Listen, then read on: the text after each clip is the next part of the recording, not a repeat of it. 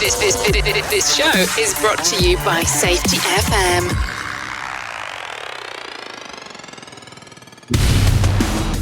From the border of liberty and prosperity and the highway to the north, this is Safety Wars for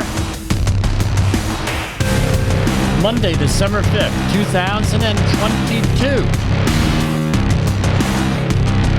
Yes, you are broadcasting. I have everything going on here. As usual, you know I don't trust computers. That is why I have everything going on. I have the Safety FM app. And if you're listening to us live, we are on safetyfm.com broadcasting. That's why I have the app on in the background to make sure that we are broadcasting. I don't trust machines. Right? I think we've all seen the safety sign in most of the workplaces that I've been in, at least manufacturing locations, right? This machine is stupid. Dangerous, this machine is. So, got a lot going on. Last week, we had a couple of family functions I had to attend, and we could not be on the air. It's the holidays and stuff like that. And we're probably going to be broadcasting next week from a remote location deep in the woods. Got a lot going on today. I wanted to hit this one right off the bat. And it's not that I have a disagreement, it's just a slightly different point of view. Friend of this program, Sam Goodman, he's on the Hop Nerd podcast. He had a very good podcast, and he raised some very good issues here. I have notes on the computer. I am trying to get them up here. All right. Specifically, it was on safety meetings, right? So we have a little bit of a different format we're trying out here. If I have something very interesting to say rather than mundane, some of the things I've been accused of are mundane things, but safety is never mundane for me. I love doing it. All right, I love doing it. I love working in it. I love managing it. I love it. So last week we had mercury, and we were talking about mercury, methylene chloride, and we're going to talk about that again this week along with silicosis, because those are what are in the news. So what do we have here? Sam was talking about safety meetings and how a lot of organizations require safety meetings. I mean, your organization might. Most of the organizations I work with require some type of a safety meeting maybe once a week, some of them once a month. So some of the bigger Fortune 100 companies I've worked with, Fortune 500 companies I've worked with, right, they have an all-hands safety meeting every month, and they're conveying all different kinds of information to you and everything else. And some of the smaller companies I've been with, they require a safety meeting every week. Once a week. They'll pick a week, and it's, like we talk about that ritualistic behavior so much here, where rituals are very important in conveying information and things of that nature. Now, so you go for the month, for the whole month. Now, with the bigger organizations, they beat you up, and then with the smaller organization, you've done this bad and shameful, and blame the employee, blame the employee, blame the employee. So we're going to talk about how I run safety meetings. I'm not going to lie to you folks. I have an annual safety meeting program that I put out for my customers. And every week they get a new safety meeting relevant to the work that they're doing. Or it may be in response to an incident that happened, or a new thing, new technology, things of that nature. This is what I try to do. We find out what the regulation, right? Basically, what does the regulation say? And it's like, well, you're going to say, well, regulations require that. Well, first thing you have to do, OSHA has out a document, very extensive document, that lists all of the OSHA training that you need to have. There's something like 127 different trainings that is required by OSHA, right? Depending on what you're doing, and you need to find out where you are in that regulation. So, for example, if you find out that you are in construction, right? You go out and you look into the 1926 regulations, and you find out in 1926.21, safety and health regulations for construction, and you go down and there's a employer responsibility part of this, and there's general requirements. I'll just read parts of it. The Secretary shall establish and supervise programs for the education and training of employers and employees in the recognition, avoidance, and prevention of unsafe conditions in the employment by the Act. And the employer has a responsibility. The employer shall avail himself, this has to be updated, right? The employer shall avail himself of the safety and health training programs the Secretary provides. The employer shall, that means you got to do it, right? Instruct each employee in the recognition and avoidance of unsafe conditions and regulations applicable to his work environment to control or eliminate any hazards or other exposures and illnesses. Employees required to handle or use poisons, caustics, or other harmful substances shall be instructed regarding the safe handling, use, and be aware of potential hazards, personal hygiene, and personal protective measures required. In job site areas where harmful plants or animals are present, employees who may be exposed, blah, blah, blah. And it goes on and on and on and on. What is it? You got to make sure you got training. Now, this is usually and you go into the 1910, the general industry ones, same thing. Every one of these things requires some type of training. And if you have over 100 different training programs, right, something like that, and we'll look it up during one of the breaks, how many there are.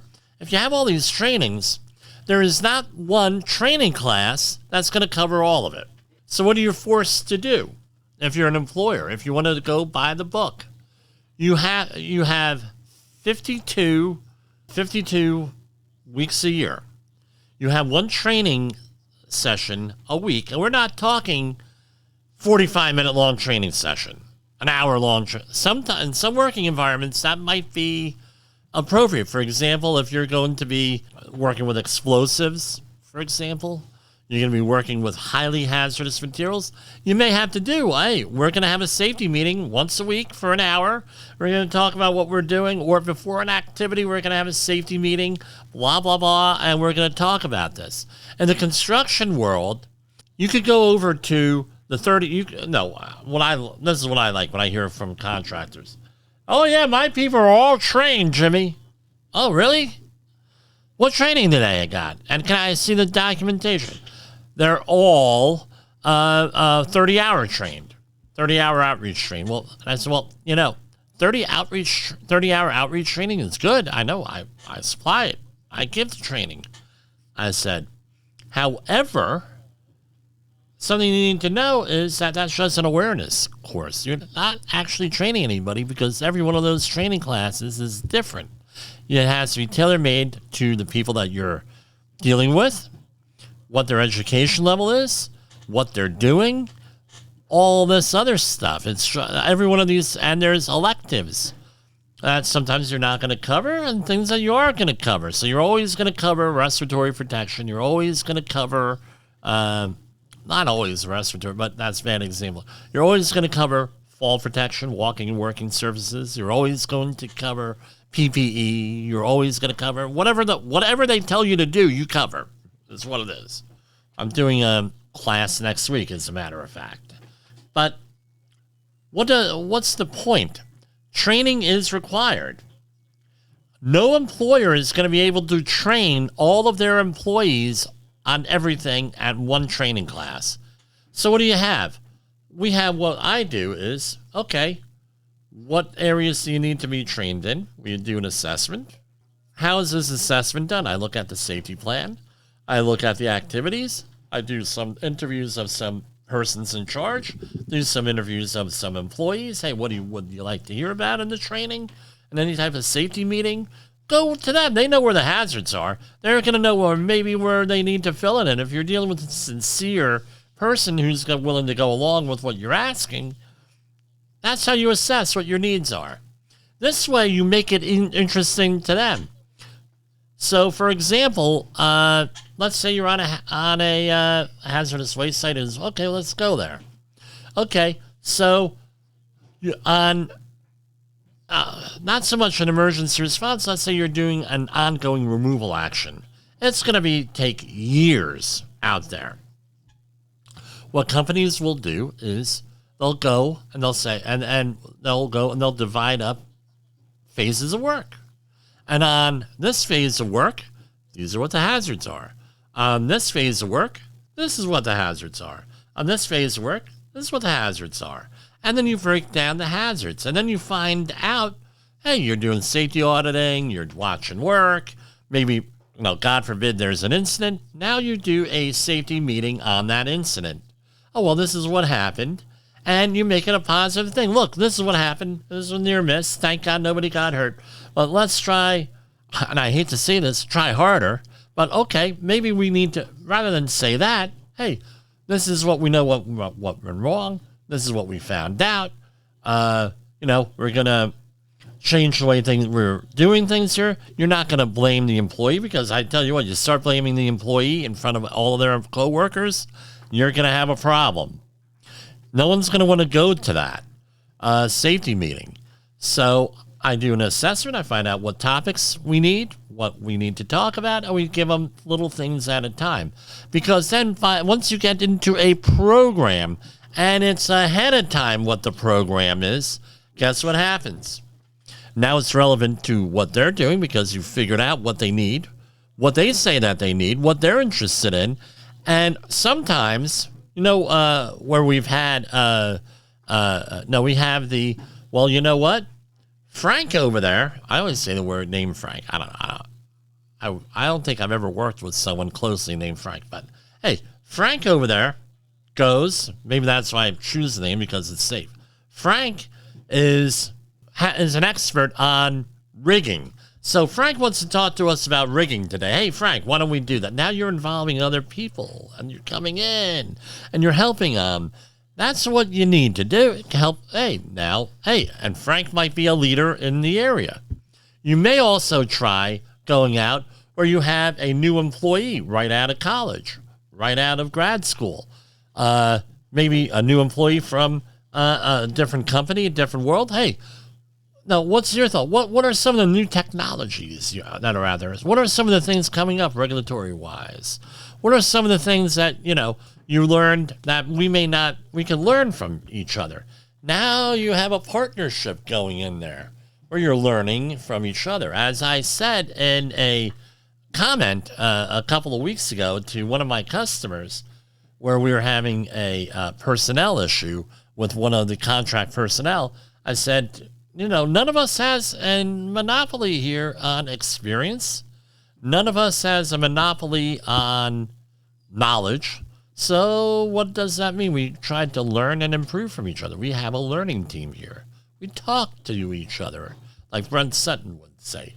Now, another thing that you need, once you have your topics chosen for your safety meeting, right? Now, you can do research. You prepare for that safety meeting. You go out there and you say, hey, today we're going to talk about whatever, carbon monoxide. Let's talk about it. Now you're going to say what type of hazards are associated with carbon monoxide and what activities that we're doing could produce it. What's the primary exposure route for carbon monoxide? Is it an inhalation, injection? Right? Contact, ingestion. It's going to be inhalation. Injection, yeah, I can see that happening in some cases, but that's not really likely. But, right, what respiratory protection is required to prevent a CO exposure? What are we doing with that? Well, as you know, with CO, it's going to be mostly a monitoring situation. And then what kind of, once you get over the PEL, right, what do? Well, you start generating more ventilation, you go through the hierarchy of controls, And then you end up, if you can't do anything with that, you end up in supplied air of some sort. If a worker is potentially, well, the problem is with your CO, you don't smell it. When you smell it in the exhaust, that's from other things in there, other impurities, right? So you end up in supplied air. And there is no cartridge that I'm aware of, at least, that would be able to filter that out, even on an emergency basis, right?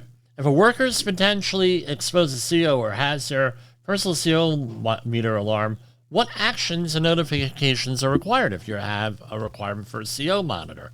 In that case, you would take that CO monitor, bring it over to a reader of some sort, which is usually what the personal CO monitors have, and you figure out what happened and you evacuate the work area and you make reports and everything else. Hey, you might have a CO issue here. And what location or areas, are we required to have CO monitors in and everything else? That would be, now we're in there. We're making it relevant to the person. You're making it exciting. The last thing you want to do is this. What is the primary exposure route for carbon monoxide? You don't want to be doing that. You want to be organized. Right? And the thing is, you want to be able to take questions from people. All right, I've run these safety meetings from anywhere from a crew of 2 people or 3 people up to like 70 people. And this is what we end up doing.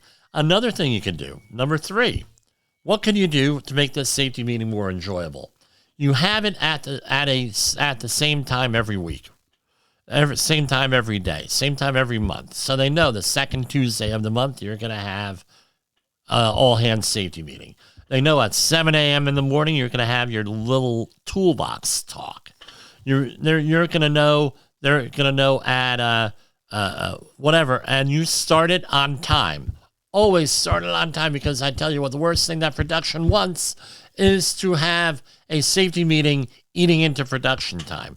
So if you're doing a daily safety meeting, okay, 5 minutes, you sit down with the safety meeting, you go and you do it. All right. 5 minutes, okay, nobody's going to complain about that. Usually that's when guys are, and women for that matter, right, are, and they're having their morning coffee. Okay, we're going to have coffee, we're going to have this, we're going to have that, and we're going to do that. If you have a longer safety meeting, I've been on jobs where they had a complete spread in the morning. Breakfast sandwiches for everybody and donuts and bagels. Now, what's a bagel? It's like a boiled bread, and then they put it into an oven and they bake it. Now, the 4th thing that you want to do is this. You want to, according to OSHA, right? This is what the reality is. If that meeting is not recorded on a sign-in sheet at a minimum with what the agenda was, and maybe some other talking points or notes that are associated once you get going and you're talking to people in the meeting, if you do not have that documented, it never happened. I'm sorry, folks. That's the way it is. If whether it's dealing with an inspection, whether it's dealing with an inspection, a audit, anything, if it ain't in writing and you don't have something in writing, it never happened. So this is what I do. I have safety meetings documented. Now you're going to say this. Okay, now, Jim, let's bring it all together now. We're going to bring it all together. You keep those on file. Because this is what has happened multiple times, especially dealing with litigation or attorneys. My client did not receive any instruction on X, Y, and Z, whatever it was. Whatever the made-up, lame game that gets played, whatever it is. Right, whatever. Oh, this happened to me like a year ago. My employee never received training on rigging. So, contractor, I wasn't in charge of the training, but he submitted the sign-in sheets to me. I said, well, here's the sign-in sheet all on rigging and everything that was discussed. Oh, how about the 8-hour refresher for Haswaffer? And if Haswaffer you think is the new sandwich at Burger King, you got a problem. Hazardous waste operations and emergency response. I have clients that cannot afford to take the whole company out for an 8-hour workday and do safety training for the 8-hour refresher. So what do? They say, we're going to have the 8-hour refresher. We're going to do a 1 hour, 12 months a year, 1 hour a month, 12 hours, document it, and everybody will have, by the end of that 12 months, their 8-hour refresher done. And they cover all of the HAZWOPER topics. We can do it remotely. We can do it in person. We can do it, anybody who's qualified at the company to give the training can do that, and everything else. Well, guess what? That's how some companies do that. Let's say you're in a third-party auditing system or third-party evaluator of your safety plans. For example, IS Networld. So you enter in your data on IS Networld. By the way, we can help you get into IS Networld and get your plans approved. You type it in for IS Networld, blah, blah, blah, blah, blah. Okay, this is what we're doing. We are an industrial painting contractor, for example. All right, industrial painting contractor, they're probably going to say you need anywhere from 30 to 36 different programs in your health and safety program. Now you have to verify either on a 1 year or a 3 year schedule that everybody at your company has had, or at least certain persons in charge or the appropriate people have gotten training in that area. 36. Okay, are you going to send the whole company out for 36 training sessions per year or every 3 years? A company's not going to do that. Not going to happen. I'm sorry, ain't going to happen. So what do we do?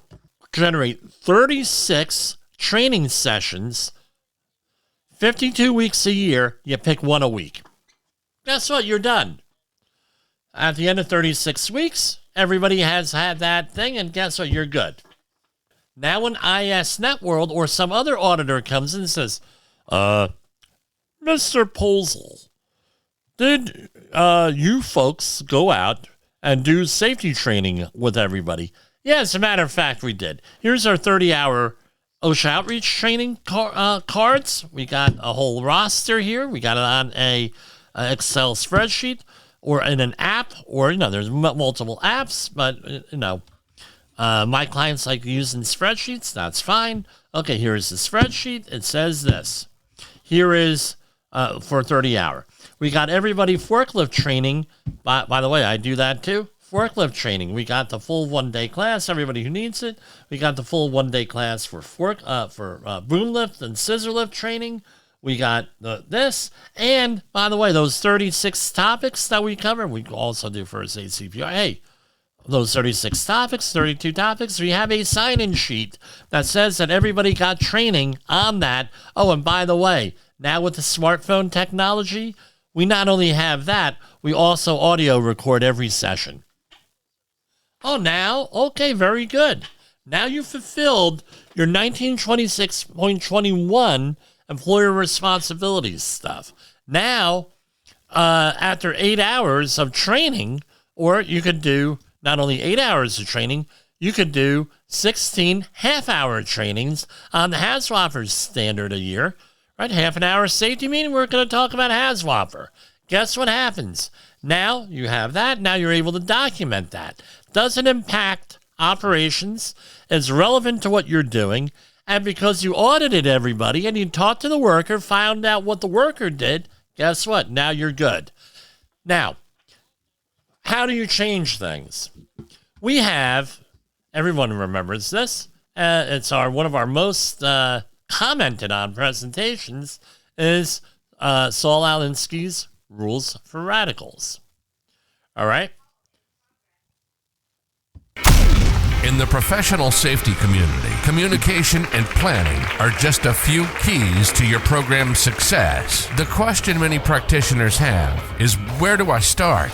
Dr. Jay Allen, the creator of the Safety FM platform and host of the Rated R Safety Show, has built a global foundation to help you along the way. Go to safetyfm.com and listen to some of the industry's best and most involved professionals, including Blaine Hoffman with the Safety Pro, Sam Goodman with the Hop Nerd, Sheldon Primus with The Safety Consultant, Jim Pozell with Safety Wars, Emily Elrod with Unapologetically Bold, and many others. As individuals, we can do great things, but as a team, we become amazing. Dial into safetyfm.com today and surround yourself with a powerful force of knowledge and support.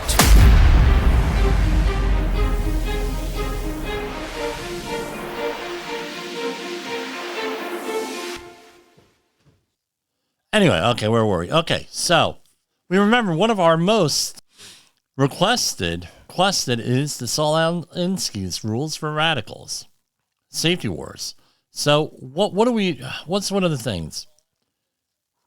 You have a group, and you're going to find out what works and what doesn't work. What works and what doesn't work for your group. And what could work. What's the point? And if your group likes doing something, keep doing it. Right, it's right out of Rules for Radicals. The other thing is, if you do something long enough, sometimes it becomes a drag.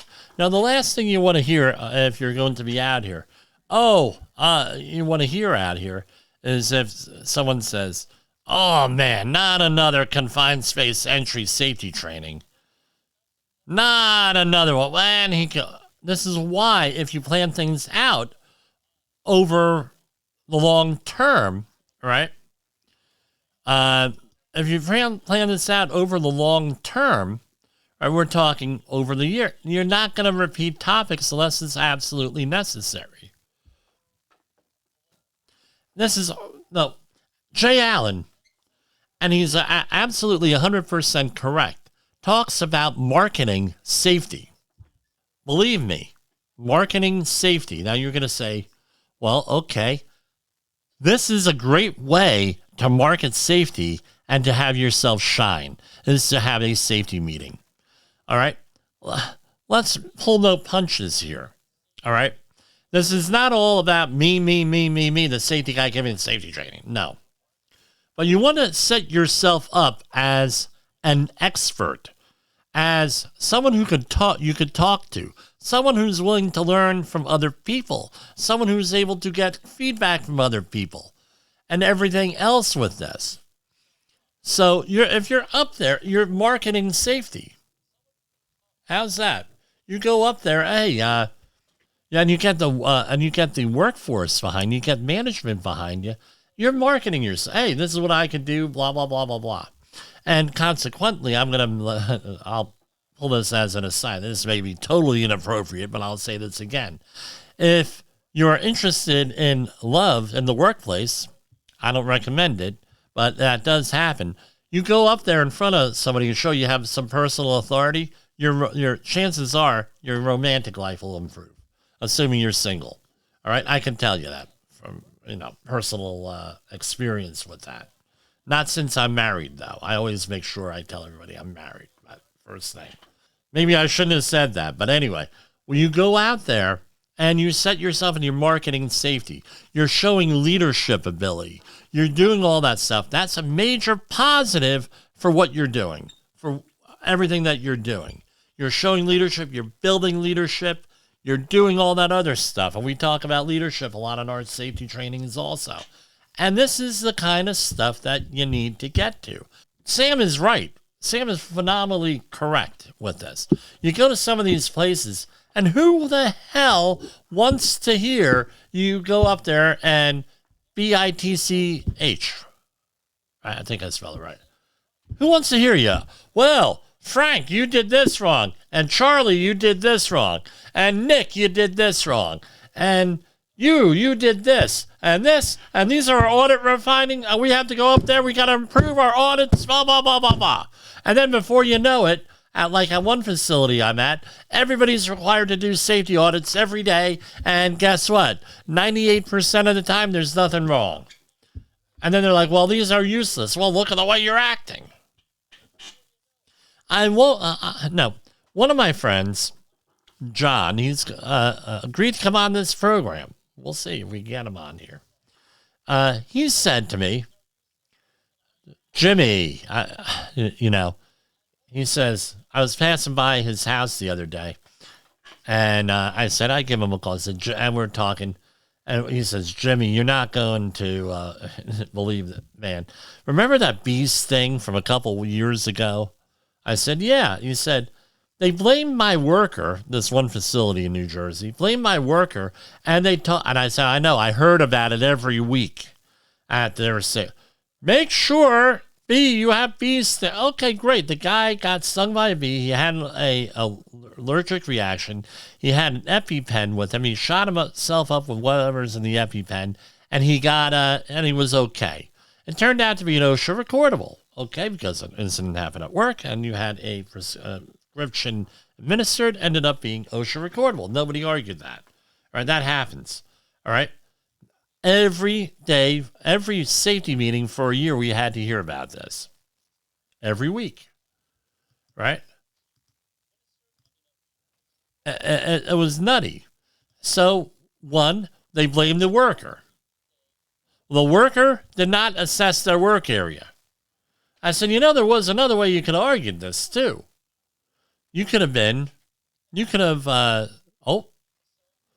And this just came across. Apparently, there's a report that Kirstie Alley has passed away. Sorry for the distraction. I said, look, 30, I said, there's another argument here. The argument is that they didn't supply you with a safe work area. That it wasn't assessed by the client. They said, well, we would have gotten thrown out of that. And so we got harassed for a year. And I said, yeah, and you had, and it blamed now, who the hell wants to hear that for a year? That's a problem. And Sam is 100% correct on there. No, this safety meeting is supposed to be positive. It's not supposed to be a bitch session all the time. However, sometimes it turns into that. And you being the safety professional officiating this meeting have got to learn how to handle that. Right? I shared the story where we had this guy named John, not the John I just was talking about, one of my best friends, but this other John who was a shop steward. He came at the meeting and he started making all these suggestions and ranting and raving. It was over 100% hand protection, or we had to wear gloves on the side 100% of the time. And we weren't going to talk anybody out of that. And word on the street was the next person that talked about this, and I heard this from the project manager, that asked to get away from gloves is going to get fired. That's what the word on the street is. So he's up there in front of 75 people, 70 people, whatever it was. It wasn't 70 or 75. It was around that. Says, okay, what are you, Jimmy? What are you? And he starts banging the table. What are you going to do something about this here, stop, blah, blah, blah. Right? And he's getting all antsy. I said, John, I said, you're right. And this was the music that was going through my head. But I didn't let him in on it. I said, John, you have a great way of arguing, a great way about you. You're very passionate about this. You have some very good points and everything else. I said, I tell you what, can we take this outside the meeting? And I tell you what, we're going to go up to the project manager's office and the safety manager's office, and you can argue your point. And he says, no.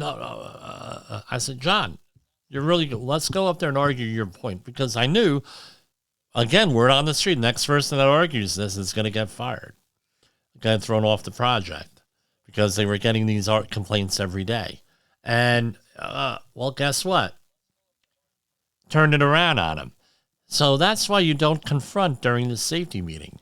Whether you're the official safety professional and you call people out, or if you're the other guy in the audience calling out the safety professional and management, because it could be turned around on you. So you try to make all of these meetings very congenial, very nice, and anything else. So, no, listen to Sam's podcast, The Hop Nerd. right? Available on the Safety FM network and wherever your podcasts are available. Phenomenal discussion he had today on safety meetings. I'm not disagreeing with him. I'm just expanding on it a little bit here. Great guy, phenomenal guy.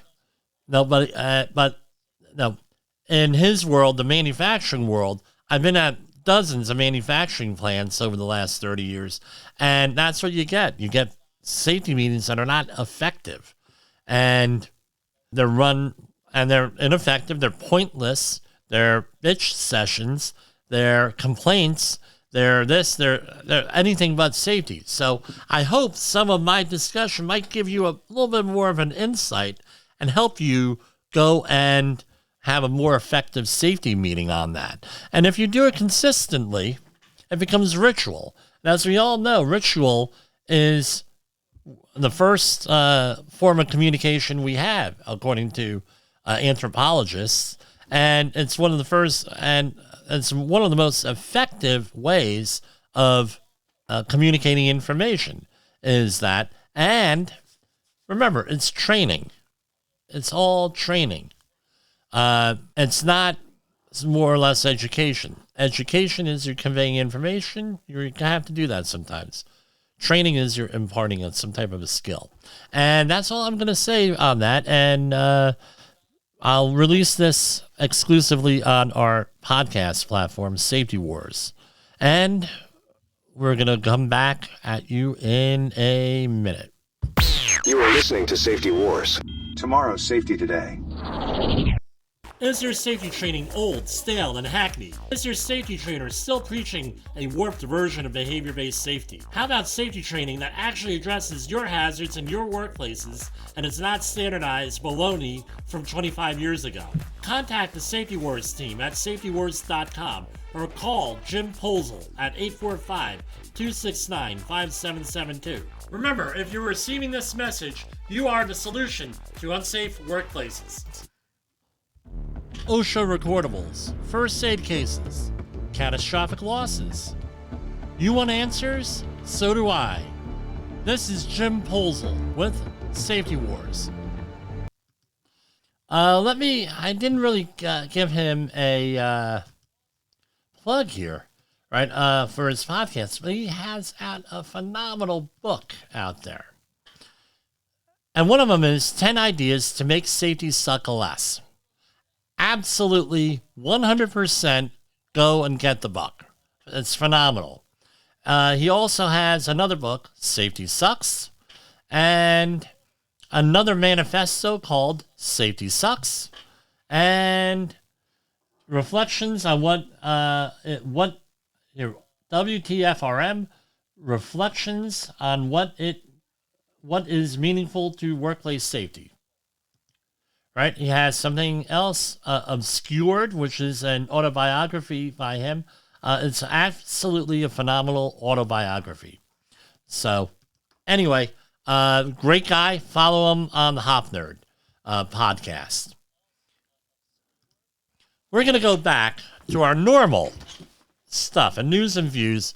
We're at roughly 42 minutes after the hour. All right, I got to update this software screen. I got to refresh it every so often, otherwise the timing is all the way fouled up.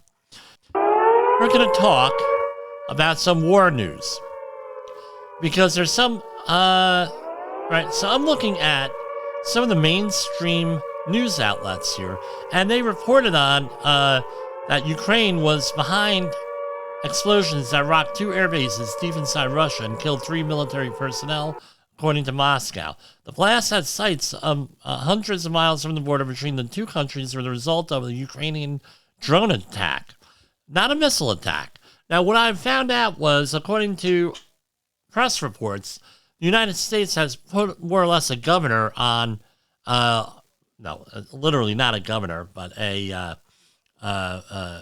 limit on how far the missiles can go, right? So to prevent them to being used, prevent them from being used offensively deep within Russia, right? So they don't want an escalation of that they want short range missions, so short range missiles. But what they're doing is they're sending in apparently drones of some sort. Now, what is not in a lot of the news is that these were allegedly nuclear capable aircraft on here, which a lot of the disaster, the prep world is starting to freak out over. A huge story here is this. In North Carolina, a power outage leaves 33,000 without electricity after a substation attack. So either criminals or terrorists went out and shot up a couple of substations. Now, in 2012, there was a similar attack out in southern San Jose, California at the Metcalf substation. Reason why I know the area was I worked right down the street from it when I worked over at Pratt & Whitney UTC in San Jose with another listener of ours here who will go by the name of Lori Y. And what ended up happening was what the idea is that you knock out, you don't do, or the power system is very vulnerable in this country. I'm not sharing anything that's a national secret here. There are all different ways to take out a community, and the power system is one of them. EM pulse, we've heard of electromagnetic pulse, but general vandalism and shooting things up for a local area is just as effective. Also, if I've heard of people getting home invaded, and what do? In the middle of the woods, they cut the power to the house, that sort of thing. This is a big deal, guys. This is a huge freaking deal because now this happened. It's a low-cost way of doing things, right? Very low cost to impact these substations. And they're saying gunfire here, but it could be any number of ways this could happen. And guess what? Now you have 33,000 people without power. What kind of stress is that going to put on the system, the emergency response system, the public health system, and all the other systems, number one? And number two is now you got people freaked out. What are you going to do? You're going to have an issue here, guys, eventually. Here's another one. I had to get music for the creepy stories here because this is creepy. Students uncover under-desk surveillance devices designed to track them. Right? So this was at a Northeastern University's Interdisciplinary Science and Engineering Complex, right? Where they found the students tracking devices that would track them underneath the desk that would log into their smartphone to do like an attendance thing. That's creepy. My question is, what the hell next? They're going to put cameras under desks? Really? Unbelievable.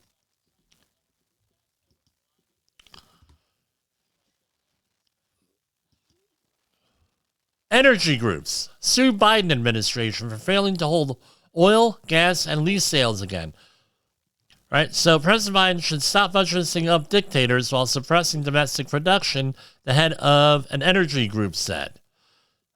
And the energy groups were the Western Energy Alliance and Petroleum Association Wyoming. Their acronym is PAW.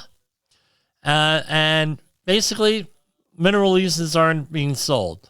I don't know. Last week there was a report that mineral leases were sold, so I don't know how up to date the story is. And as we know, and this was out of a legitimate news outlet. I've read this by a couple of them. I don't know how they're related, but basically, one of the ongoing arguments is that we have a reduction in capacity of oil supplies here in this country, in the United States, which is causing the oil prices to rise and a cut in production overseas, including the war in Ukraine. Now, I remember that, as everybody here knows on the air, I've been listening to, talk radio. I've been following the news. I'm one of those guys that before the internet used to read 3 or 4 newspapers a day, right? including the New York Times and Wall Street Journal. So I remember certain things that people seem to forget here. And this is one of them, right? New Jersey could have the first law in the U.S. requiring adults to wear a bike helmet. So back in the early to mid 90s, we had 3 politicians that decided to extend, to require children to wear bike helmets. I forget all the details. My kids wear bike helmets. I wear bike helmets. If it weren't for bike helmet, I would probably be dead right now. And the bike helmets, what do you think they did, these politicians in New Jersey? This is this is a classic Jersey move. Classic. They went out and bought stock in a helmet company, and then they mandated children wear helmets, right? So now they got the profit from it, right? Classic New Jersey move. Anywhere else, it would be insider trading, but it's legal for a politician to do that. So New Jersey is extending the ritual of wearing a helmet while riding a bicycle or a scooter. Now, the big thing is these scooters, all right? You go into New York City, you go around any big city, even a suburb out here in the Northeast, they're out there riding scooters, no helmets. Really? So here we have Assemblyman Reginald Atkins. He's a Democrat from Union County, New Jersey, I imagine, right? Proposed this legislation after a minor scooter crash involving his wife and daughter. I hope they they recover. I don't want to see anybody hurt. Believe me, there's only a couple of people I would want to see hurt. Well, maybe not a couple, but anyway, I'm only joking. Don't email me. All right. Don't complain. I heard a thump. This is a quote. I heard a thump and I looked back. It was my daughter and wife. They were on the ground. They had gashes on their knees and their feet. If it had been on their head, we would have had a serious problem. Absolutely. I tell you what, TBIs, real serious here. So here are some background further down. It was 30 years ago in 1992 that New Jersey became the first U.S. state to enact a mandatory helmet law for children under the age of 14. It was expanded in 1998 to include roller skates, inline skates, and skateboards, and in 2005 to include children under the age of 17, and in 2011 to include scooters. So, basically, wear your helmet, man. And the other thing is this: if your helmet was involved in a crash, it ain't any good anymore.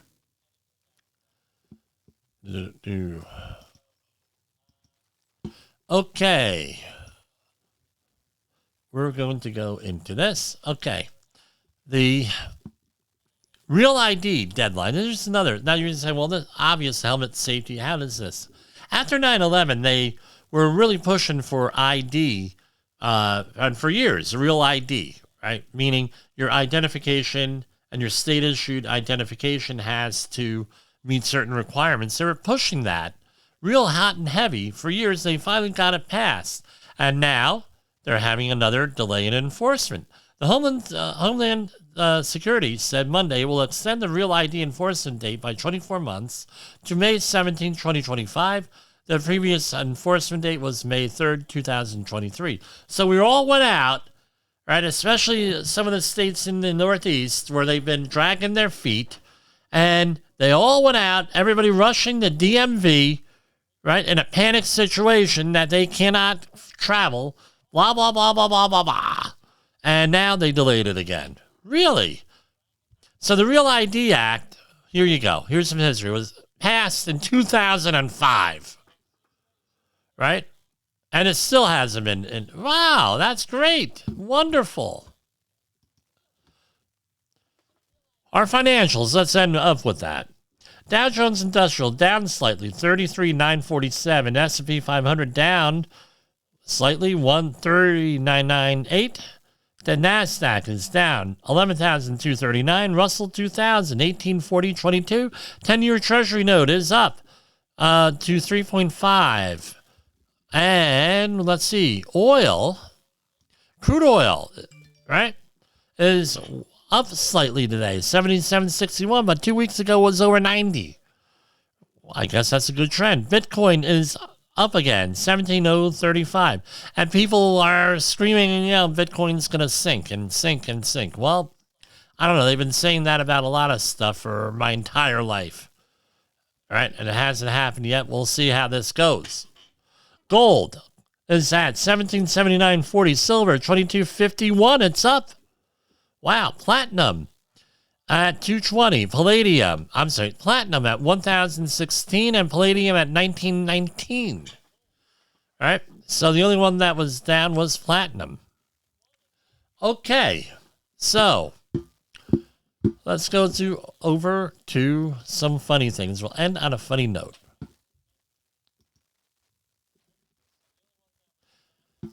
Where's that funny story?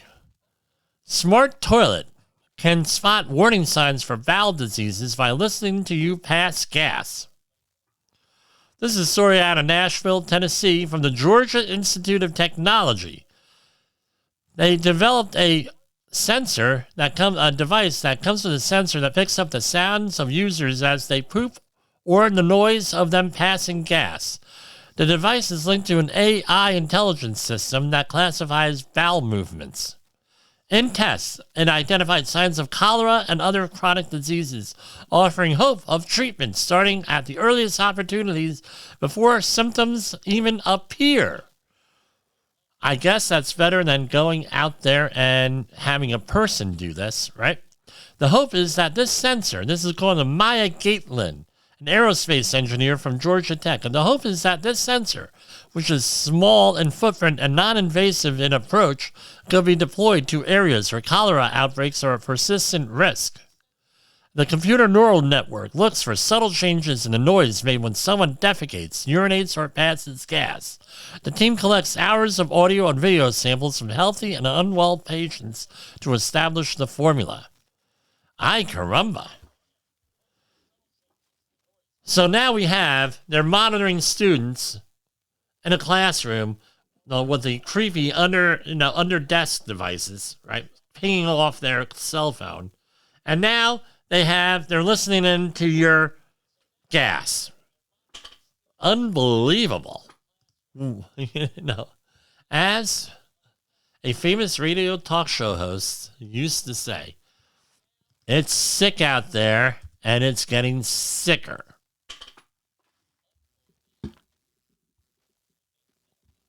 Another study. Researchers tag mosquitoes with DNA barcodes, opening the door to tracking a virus spread. So this is what they're doing, right? This is a team from Colorado State. And Colorado State sounds like a steakhouse, right? Colorado State has now introduced a harmless edible DNA particles that can help scientists research mosquito-borne diseases in a whole new way. So they're able to go and inject, or not inject, but infect mosquitoes with this DNA. It's edible, and they're able to track mosquitoes and viruses and everything else. That sounds pretty freaking cool, man.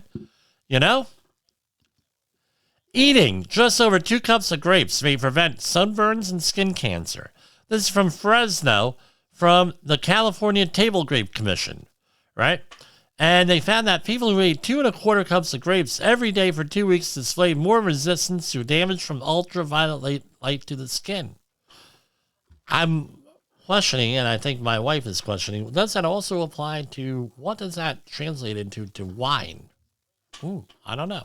Or grape jelly. I have no idea. So that's what we got for tonight. We'll be coming back at you tomorrow here on Safety Wars. And I have a safe day. And if you have a safety meeting tomorrow, take our advice here, right? See you tomorrow. The views and opinions expressed on this podcast are those of the host and its guest and do not necessarily reflect the official policy or position of the company. Examples of analysis discussed within this podcast are only examples. They should not be utilized in the real world as the only solution available, as they are based only on very limited and dated open source information. Assumptions made within this analysis are not reflective of the position of the company. No part of this podcast may be reproduced, stored in a retrieval system, or transmitted in any form or by any means, mechanical, electronic, recording, or otherwise, without prior written permission of the creator of the podcast, Jay Allen.